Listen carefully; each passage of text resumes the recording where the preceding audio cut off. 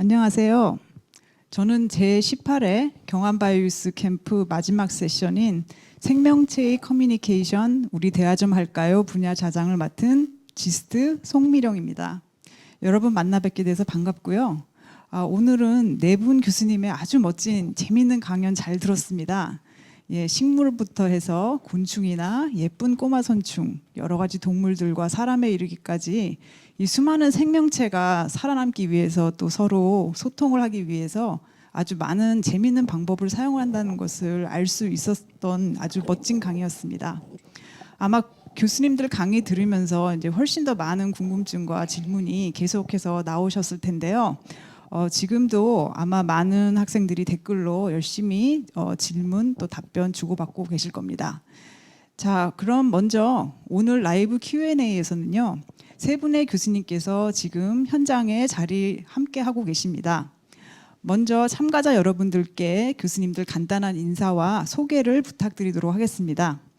첫 번째 연자이셨던 식물이 다양한 초식곤충 속에서 살아남는 법을 알려주신 충북대학교 주용성 교수님 인사 부탁드리겠습니다. 네, 안녕하세요. 저는 충북대학교 생물학과의 주용성이고요. 저희 강연에서 이제 보신 것처럼 저는 식물과 곤충의 상호작용과 그 생태학에 대한 연구를 하는 사람입니다.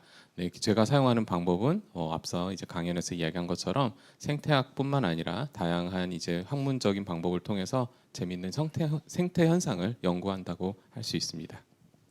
네, 다음으로는 저희가 생각하는 후각 수용체가 아주 엉뚱한 곳에서도 이제 존재한다는 재미있는 이야기를 들려주신 디지스트 구재영 교수님이십니다. 네, 안녕하세요. 대구경북과학기술원 디지스트 뉴바이올로지 전공에서 뇌 면역 측 연구실을 담당하고 있는 구재영입니다. 저는 여러분들이 얼핏 생각하면 코에서 냄새를 맡는 걸 연구한다고 생각할 수 있는데 그렇지는 않고요. 후각 수용체가 저희 몸에 굉장히 많습니다. 지놈의 2~3% 정도를 차지하니까 인간에서는 한 400개, 마우스에서 한 1000개 되는데요. 그것들이 코뿐만 아니라 저희 몸의 곳곳에서 숨어서 많은 일을 하고 있습니다. 그래서 오늘 강연에서는 이런 것들이 이런 많은 후각 수용체들이 우리 몸에서 어떤 일을 하고 있나를 여러분들과 이야기를 나눠보도록 하겠습니다. 감사합니다.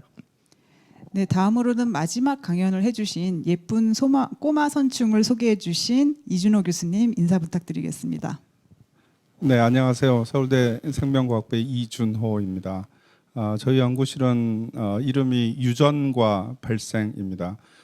예쁜 꼬마 선충을 소재로 해서 유전학적인 방법을 써서 발생의 신비를 밝히는 그런 연구를 하고 있고요.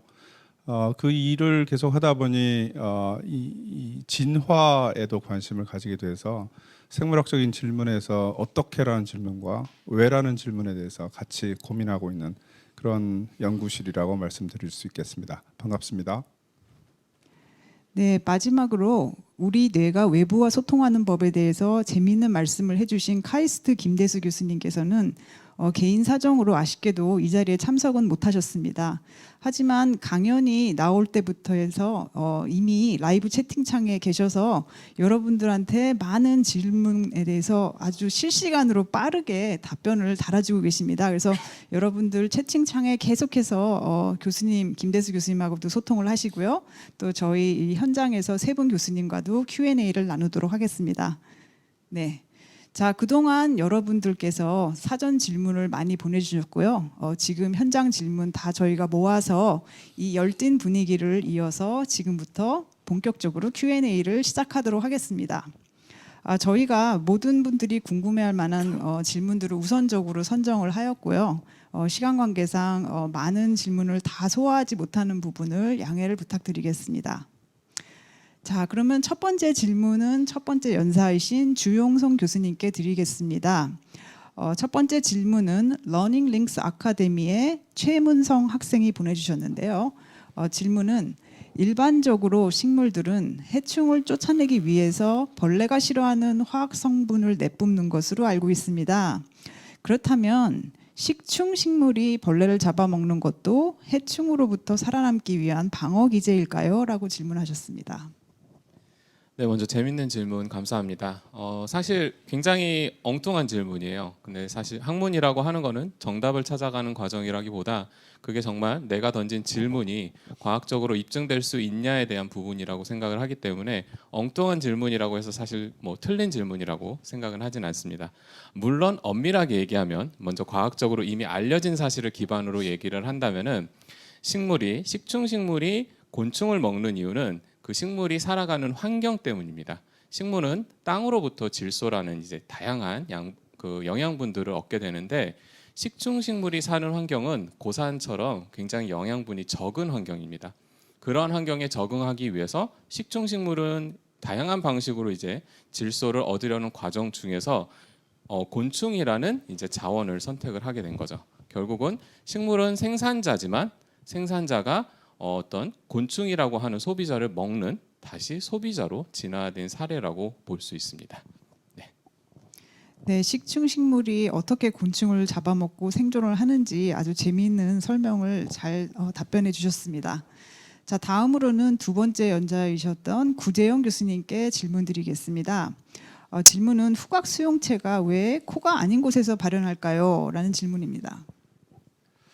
네, 굉장히 좋은 질문 같습니다. 이 질문은 어떻게 보면 저희 연구의 최종 목표에 해당한다고 생각합니다. 왜 거기서 후각 수용체가 코가 아닌 몸의 다른 부분에서 발현을 하면서 기능할 것인가? 아마 저희가 이거에 대한 정확한 해답을 구한다면 저희가 굉장히 좋은 논문을 쓸 수도 있고 나중에 이거를 이용한다면 저희가 우리 몸의 향상성을 조절함으로써 만약에 질병이 있을 때 그거를 컨트롤할 수 있는 그런 기초가 될 수 있지 않을까 생각합니다. 저는 근데 이제 요거에 대한 대답은 아니지만 제가 가설은 있습니다. 뭐냐면 저희는 거기서 발현하는 게 아니라 좀 다른 거로 생각한다면 뭐냐면 제가 생각하기에는 후각 수용체가 굉장히 오래 전에는 우리 몸에 다 발현을 하고 있었는데 이것들이 특히 코에서는 많은 후각 수용체가 아까도 말씀드렸지만 마우스에서는 한 1000개, 휴먼에서는 한 400개 되는 것들이 기능을 하기 위해서 거기서 도태되지 않고 혹은 수도진이 되지 않고 계속 거기서 기능을 했던 거고요. 근데 우리 몸의 다른 세포에서 뭐 장이라든지 혹은 뇌 안에서도 후각 수용체가 발현을 하고 있습니다. 이런 것들이 거기서는 필수적인 역할을 하고 있기 때문에 도태되지 않고 현재까지는 거기서 기능을 하고 있는 거라고 생각합니다. 그렇다면 그건 무슨 말이냐면 각각의 위치에 맞는 세포에서 어떠한 상황에서 후각 수용체가 워킹을 할까라는 가설을 세우고 우리가 정말 후각 수용체가 거기서 무엇을 할 것인가를 밝히고 기능을 밝히는 게 아마 저희가 앞으로 해야 될 일이라고 생각합니다. 그래서 지금 학생이 보내준 그런 질문들을 우리가 최종적으로 밝힌다면 저희가 지금 학생이 질문 던진 거에 대한 해답이 된다고 생각합니다. 네, 감사합니다. 네, 후각 수용체가 단순히 후각만 관여하는 것이 아니라 여러 가지 기능을 할 수 있다는 것을 이렇게 연구를 통해서 밝히고 아마 여러분들도 이런 궁금증을 계속해서 키워 나가야지만 그것을 또 다시 한번 새로운 사실을 발견하는데 기여를 할 수 있지 않을까 그런 생각이 들었습니다. 네, 다시 말씀드리지만 김대수 교수님은 채팅창으로 아주 빠르게 답변을 계속해서 달아주시고 계시고요. 저희는 이렇게 현장에서 라이브로 진행을 하고 있습니다. 자, 다음으로는 이준호 교수님께 질문 드리겠습니다. 예쁜 꼬마 선충에 대한 질문인데요. 화수고의 김현수 학생의 질문입니다. 예쁜 꼬마 선충이 제가 알기로는 최초로 게놈이 다 밝혀져서 컴퓨터 모델링에 이용 가능한 생명체로 알고 있는데요. 이 생명체를 어떤 목적으로 쓰이는지도 궁금하고 생명 현상의 보편성에 대해서도 궁금합니다. 라고 질문 주셨습니다. 예, 질문 감사합니다.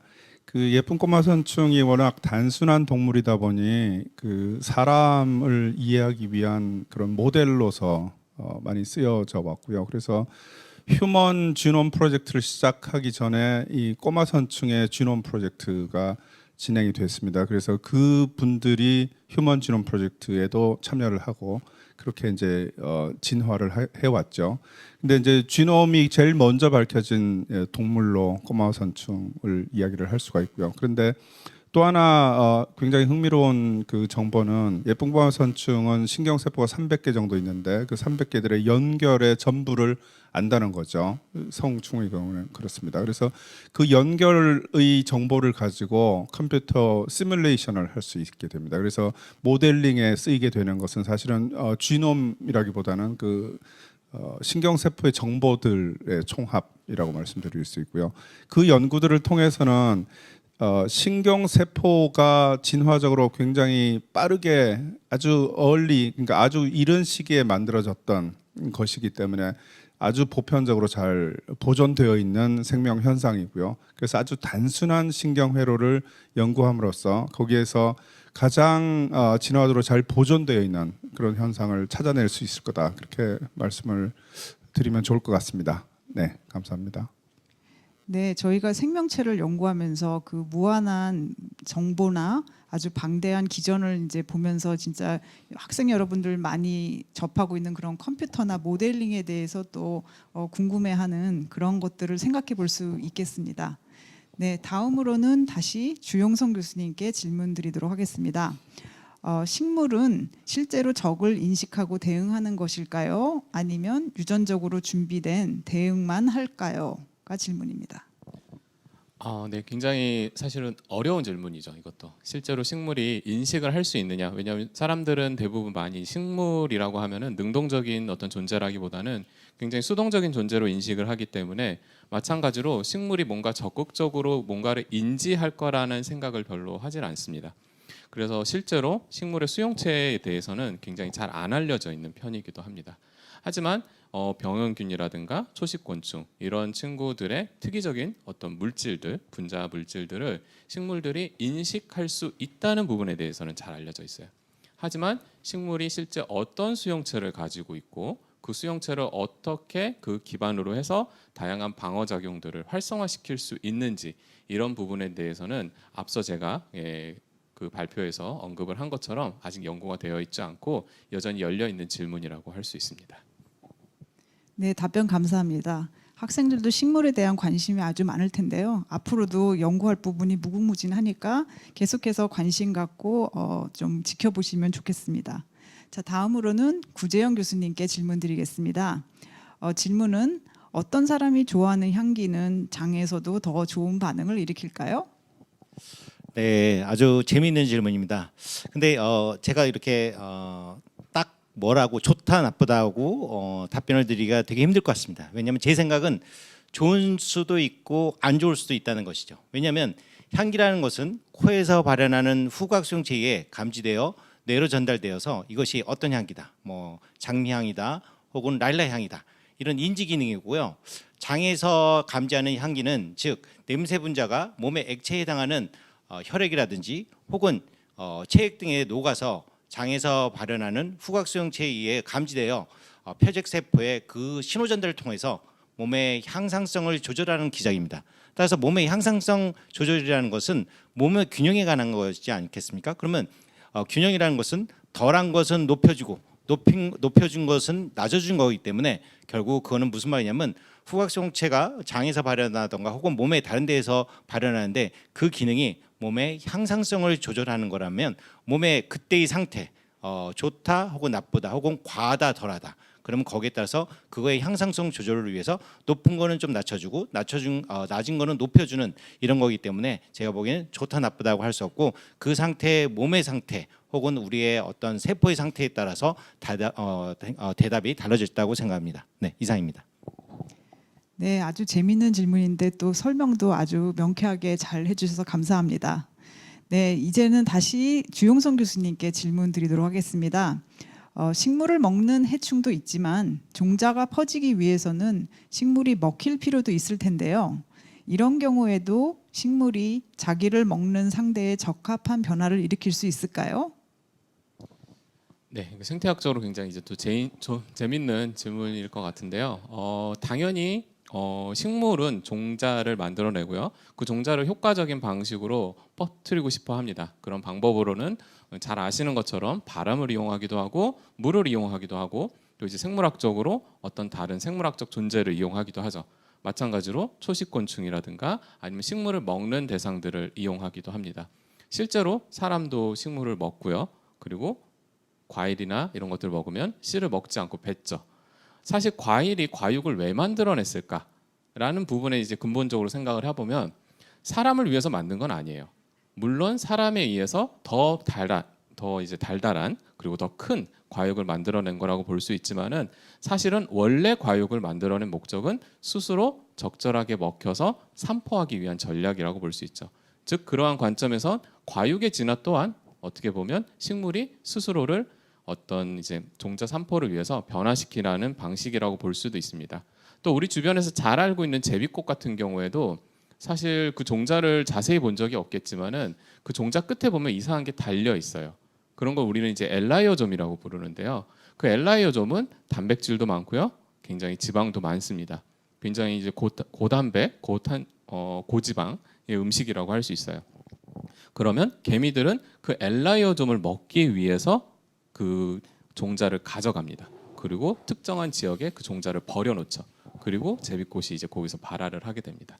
이러한 사례처럼 어떠한 종자 산포를 위해서 식물이 어떤 변화한 흔적이라고 볼 수 있습니다. 네, 식물이 살아남기 위해서 여러 가지 전략을 쓰는 것을 저도 교수님 말씀 듣고 보니까 정말 신기하게 많이 배우고 있습니다. 네, 다음으로는 구재영 교수님께 질문 드리겠습니다. 뇌 수막염을 일으키는 폐렴구균은 왜 자신의 정체를 탄로나게 하는 대사 물질을 만들어야 하나요? 네, 이것도 굉장히 재미있는 질문입니다. 물론 제가 병원균이 아니기 때문에 이렇다 저렇다 이렇게 병원균의 입장에서 말할 수는 없는 상태겠죠. 그렇지만 저희 연구실에서 연구 결과를 본다면 숙주의 입장에서는 폐렴구균의 대사체를 감지하여 균을 감지한다는 임시적인, 이게 뭐 아직 최종 결과가 아니기 때문에 임시적인 결과에 도달했습니다. 이것은 숙주와 균의 상호작용에서 단 한 단면만을 본 것입니다. 그렇기 때문에 폐렴구균의 입장에서 보면 균에게 이로운 어떤 작용이 기작이 있을지 예상을 한번 해봐야 된다는 것이죠. 여러분들도 잘 아시겠지만 요즘 코로나로 인해서 치사율과 전파율이 서로 상반된다, 반비례한다는 것을 일반인들도 되게 이제 잘 알고 있습니다. 자, 이것하면 무슨 말이냐면 도태되지 않은 병원균으로 볼 때는 숙주와의 관계가 굉장히 중요합니다. 뭐냐면 병원균이 너무 세면 숙주가 죽게 되잖아요. 그러면 이건 무슨 말이냐면 전파가 안 되죠. 왜냐하면 숙주가 죽었기 때문에. 그렇지만 자기도 살기 위해서는 숙주하고 적당한 상호작용을 해야 되고 양보를 해야 된다는 것이죠.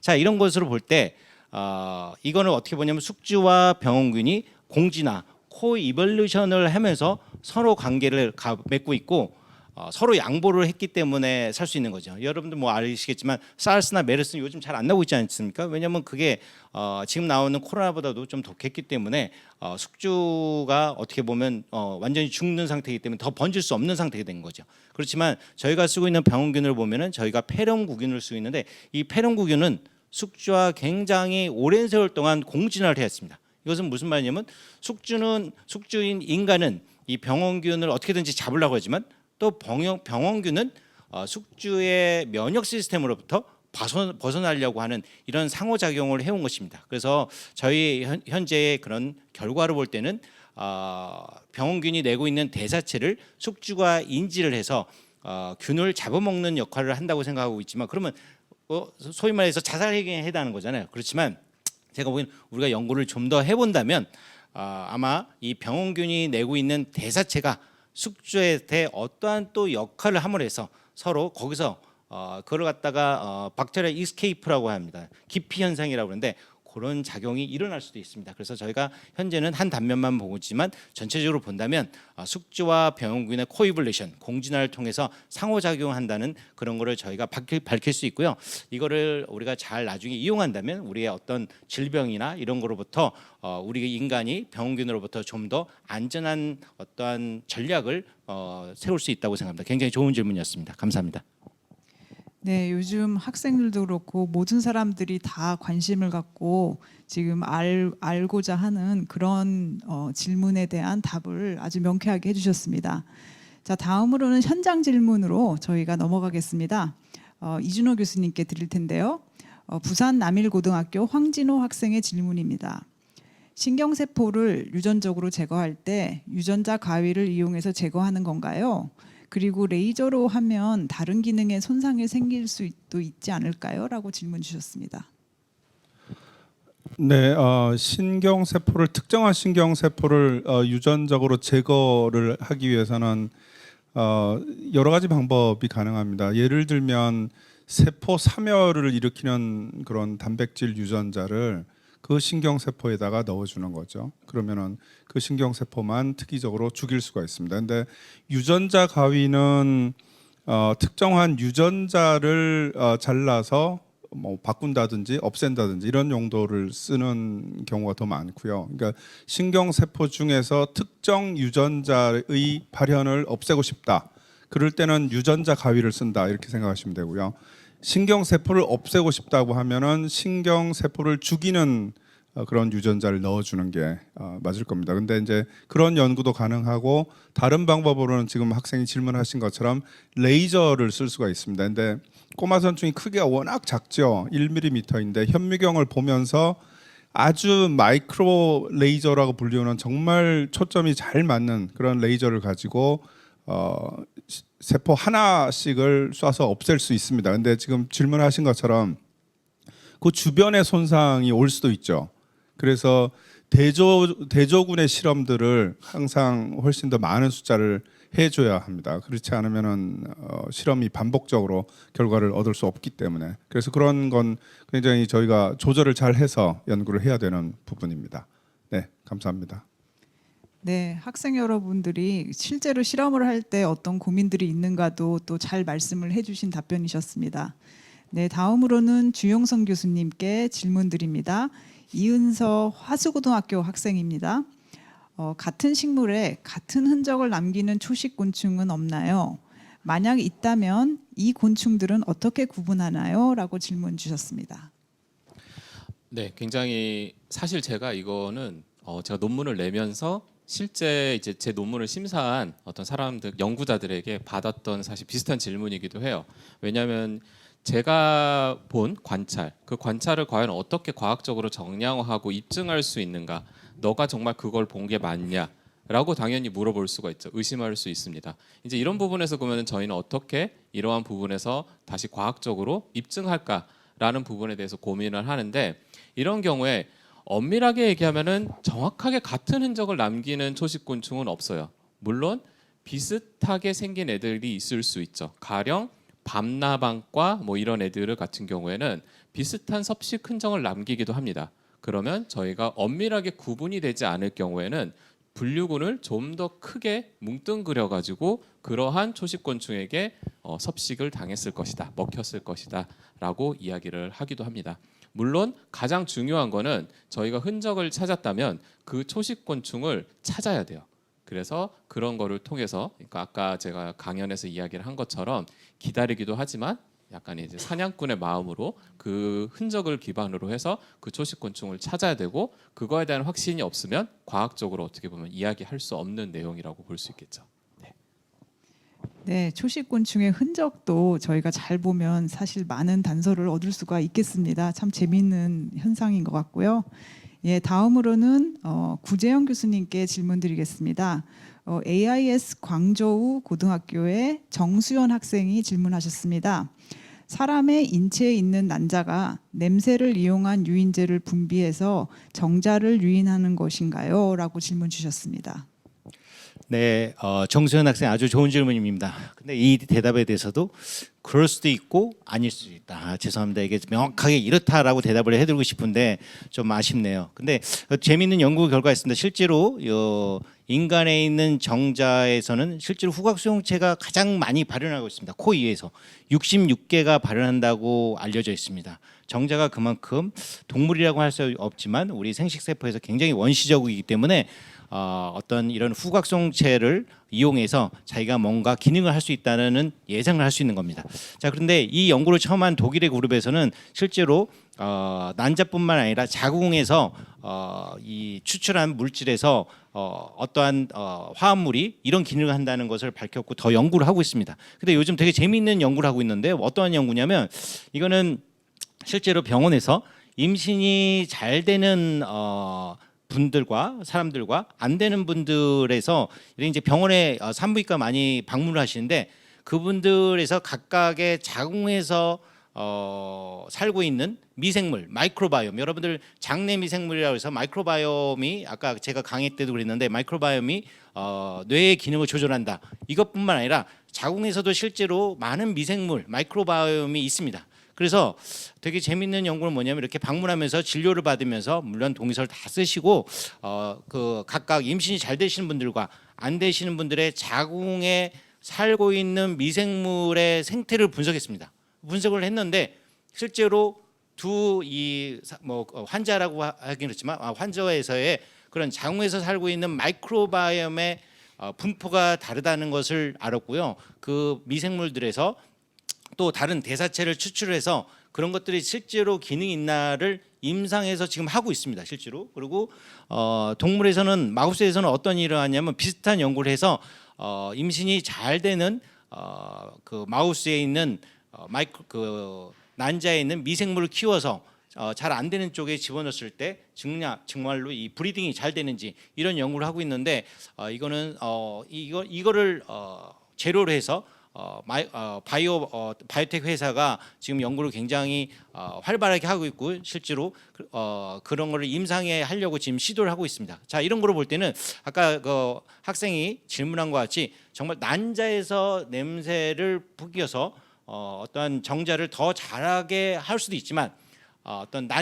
난자가 있는 자궁의 그 상태, 거기에는 자궁에 머물고 있는 마이크로바이옴의 어떤 상태가 임신을 잘할 수 있는 어떤 대사체나 화합물을 내므로 해서 정자를 잘 유인해서 이 수정이 잘 될 수 있는 그런 환경을 만들어 줄 수 있습니다. 그렇기 때문에 난자에서 그런 꼭 유인물을 유발한다든지 혹은 그렇게는 말하기는 힘들 것 같고요. 아무튼 이 자궁의 상태에서 있는 미생물, 그다음에 난자 그런 데서 전체적으로 어떠한 나오는 유인제가 정자를 잘 유인해서 수정이 잘 될 수 있다고 하는 우리가 가설을 세울 수 있고 실제로 그걸 통해서 바이오텍 회사에서는 어떤 이런 임신이 잘 안 되는 것을 해결해 보려고 하는 임상을 시도하고 있다는 것을 말씀드리고 싶습니다. 굉장히 좋은 질문입니다. 네, 감사합니다.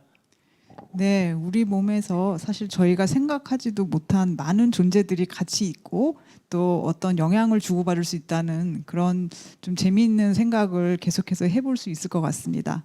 네, 다음으로는 서울대 이준호 교수님께 질문 드리겠습니다. 대구과학고등학교의 조성은 학생이 질문을 하였는데요. 예쁜 꼬마 선충의 연구와 아울러 인간 생명에 대한 모든 것들을 성공적으로 알아내셨으면 좋겠습니다. 교수님 연구 분야 중 텔로미어는 인간이 영원히 살아갈 수 있는데 답을 찾을 수 있을 텐데요. 예쁜 꼬마 선충과 연관해서 연구가 이루어질 수 있는지 궁금합니다라고 질문 주셨습니다. 예, 조성은 학생 일단 그 격려해줘서 응원해줘서 감사하다는 인사를 먼저 드립니다. 저희는 사실 예쁜 꼬마 선충 연구를 주로 하지만 예쁜 꼬마 선충에서 찾아낸 현상이 사람에게도 적용될 수 있다면 정말 좋겠다 그런 생각을 하고 있습니다. 그런 방향으로 연구되는 것들도 일부 좀 있고요. 그 중에 하나가 지금 질문하신 것 중에 텔로미어가 되겠습니다. 텔로미어의 경우는 근데 이게 인간을 영원히 살게 해주는 무엇이라기보다는 텔로미어는 저희는 양날의 검이다 이렇게 이야기를 하죠. 텔로미어가 너무 길면 암이 걸릴 확률이 많고 너무 짧으면 수명이 단축되는 그런 일이 있기 때문에 그래서 저희가 연구하는 거는 텔로미어는 처음에는 예쁜 꼬마 선충에서 텔로미어를 유지하는 새로운 기전을 하나를 찾았고요.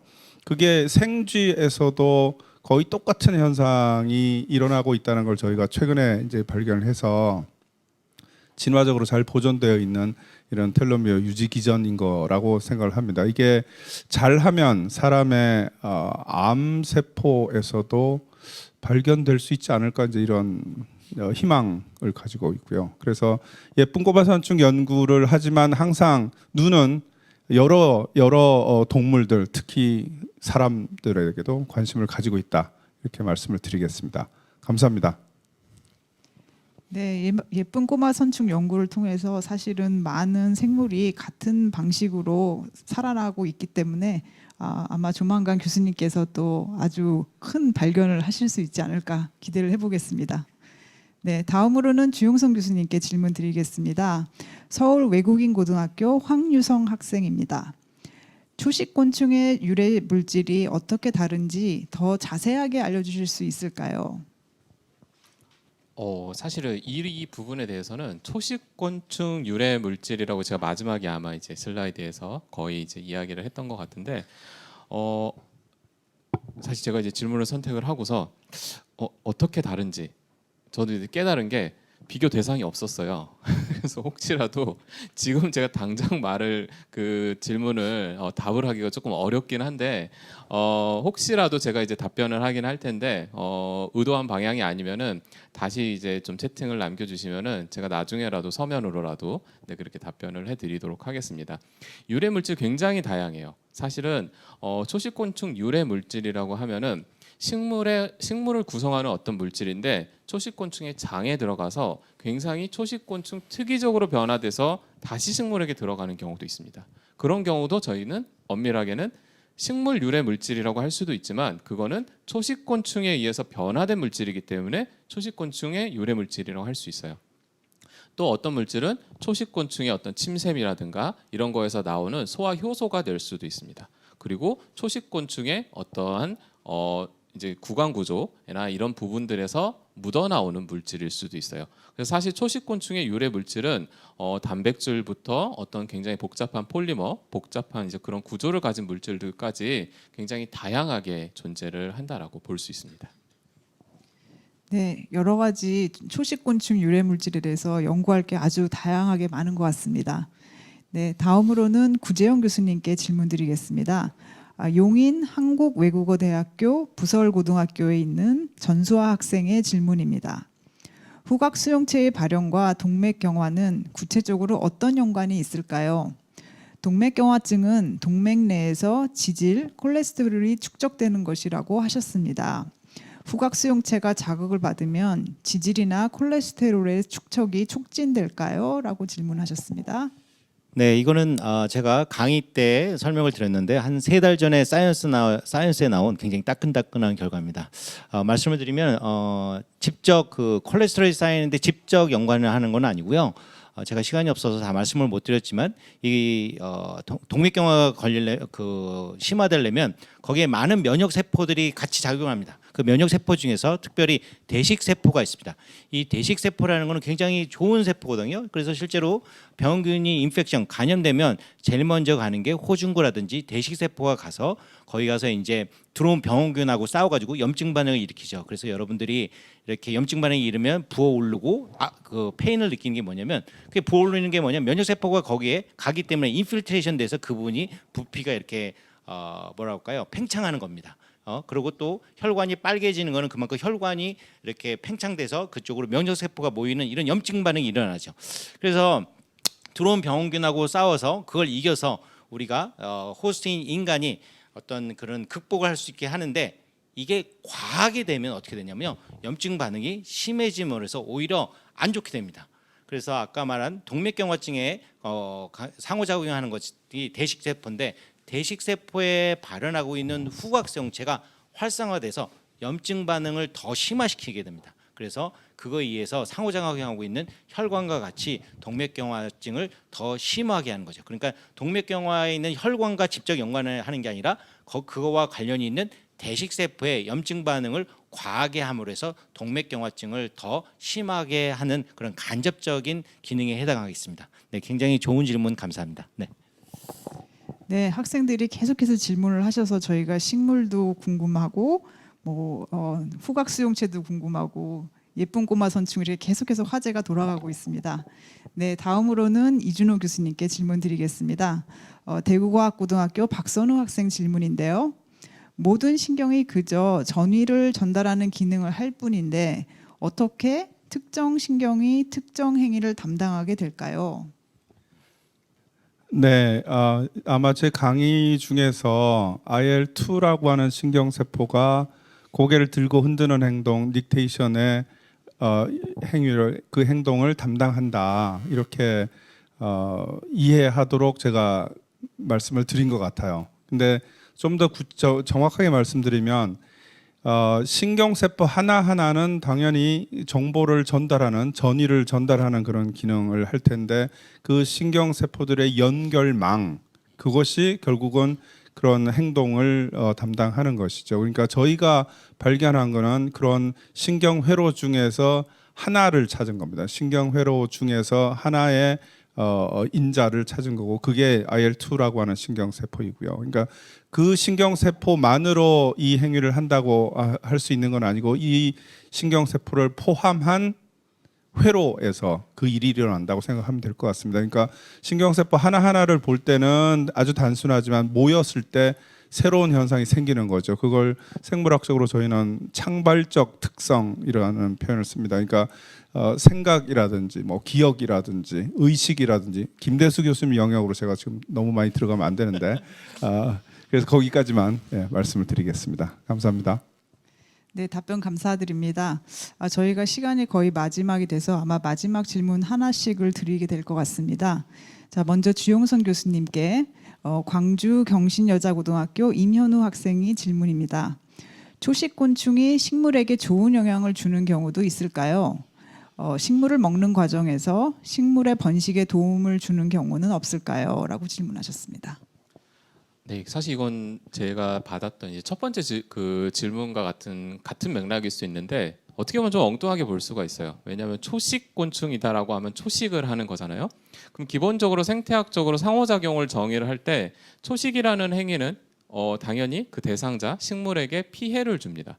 그렇죠? 그렇기 때문에 상호작용의 측면에서 보면은 당연히 나쁜 영향을 줘야 되는데 그런데 저희가 사람이 규정을 할 때 한 사람이 무조건 이제 요즘에는 이제 드라마나 이런 데서도 악역이 계속 악역만 하지는 않아요. 악역의 선함만을 보기도 하죠. 마찬가지로 이 생태학적 상호작용에서도 사실 영원한 적은 없습니다. 그래서 때로는 초식곤충이 당연히 긍정적인 효과를 줄 수 있죠.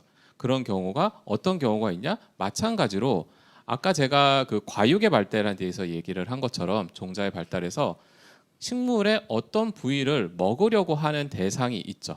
그러면 그런 대상의 행동을 어떻게 보면 식물이 물론 의도하지 않았을 수도 있어요. 하지만 결과적으로는 그거를 이용하는 형태로 나타날 수 있다라고 생각을 합니다. 그러한 면에서 저희가 생태학적 결과로만 봤을 때는 초식 동물이나 초식 곤충도 당연히 긍정적인 영향을 줄 수 있다라고 생각을 합니다. 네, 답변 감사드립니다. 아마 마지막 질문이 될 것 같은데요. 구재영 교수님께 질문 드리겠습니다. 대구과학고등학교 박선우 학생 질문입니다. 후각 수용체와 결합하는 화합물과 유사한 구조를 가진 물질을 체내에 투입해서 결합을 저해시켜서 죽상동맥경화증의 발병이나 뇌수막염의 감염을 막을 수 있을까요? 네, 학생 질문 감사합니다. 이것도 굉장히 좋은 질문 같습니다. 저희가 R&D, Research and Development라고 하죠. 그래서 리서치 파트는 저희가 생체에서 일어나고 있는 많은 일들을 모르는 것을 기본적인 베이직 리서치를 밝히는 원리를 밝히는 과정이 되겠고요. 그다음에 디벨롭먼트라는 것은 뭐냐면 이렇게 저희가 밝힌 리서치, 베이직한 리서치를 어떻게 잘 활용을 해서 그거를 우리의 어떤 일상생활이라든지 건강에 좋게 적용할 수 있을까? 이런 면에서 리서치 앤 디벨롭먼트 합니다. 그래서 학생이 질문한 거는 앞에 전자 리서치 앤 디벨롭먼트에 해당하는 건데 결국은 저희가 이런 몸의 현상을 밝히고 난 다음에는 할 수 있는 것 중에 하나가 이거를 그러면 잘 활용을 해서 막 학생이 질문과 같이 뇌수막염을 우리가 극복한다든지 혹은 막는다든지 혹은 동맥경화증을 경감시킨다든지 그거를 극복한다든지 이런 게 갈 수 있겠죠. 저희가 그래서 이런 원초적인 기본적인 질문에 대한 해답을 알고 현상 기작을 밝히게 된다면 그거를 아까 말씀드린 것 같이 많이 나왔을 때는 덜 하게 되고 덜 할 때는 이거를 올릴 수 있는 그런 것들을 할 수 있게 되고 실제로 저희 실험실에서도 그런 디벨롭먼트 과정을 좀 하고 있습니다. 그래서 우리가 이렇게 밝힌 생명의 어떤 원초적인 현상을 어떻게 하면 조절할 수 있는가라는 화합물을 저희가 동정하기 위해서 그런 일들을 실제로 하고 있습니다. 그래서 대답은 가능하다라고 말씀드릴 수 있습니다. 네, 답변 감사합니다. 이제 라이브 Q&A 시간이 다 지나갔습니다. 그래서 올해도 코로나로 인해서 온라인으로 캠프를 진행을 하였는데 화면에서나마 여러분들 만나뵐 수 있게 되어서 반가웠고요. 또 교수님들과 같이 공부하는 이런 알찬 시간이 되셨기를 바랍니다.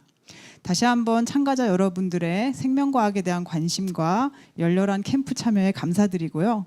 또한 강연을 해주시고 직접 답변을 해주신 교수님들께도 깊이 감사드립니다. 자, 이것으로 마지막 세션 라이브 Q&A를 마치도록 하겠습니다. 시청해주신 모든 참가자 여러분들 감사드립니다. 수고하셨습니다. 감사합니다. 감사합니다.